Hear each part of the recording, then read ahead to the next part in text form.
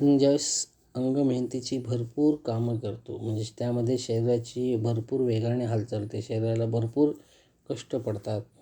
अशी अंगमेहनतीची कामं केल्यामुळे भूक आपल्याला खूप लागते. उदाहरणार्थ रस्त्यावर आपण पाहिलं असेल की पोतं उचलून घेऊन ते दुकानात नेऊन ठेवणे किंवा दुकानातली पोती उचलून ते गाडीत नेऊन ठेवणे किंवा रस्त्यावर जमिनीमध्ये खड्डा करून रस्त्यावरची खोदाईची कामं करणारी लोकं किंवा बांधकामाच्या साईटवर वाळू किंवा विटा डोक्यावर रचून वर म्हणजे नेणारी लोकं ह्यांची कामं ही अंगमेहनतीची असतात. म्हणून अशी कामं केल्यामुळे आपल्याला खूप भूक लागते.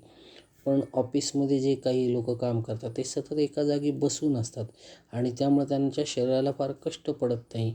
अशा कामांना आपण बैठी कामं म्हणतो आणि बैठी कामं करणाऱ्यांना त्या मानानं भूक कमी असते. म्हणजे जे अंगमेहनतीची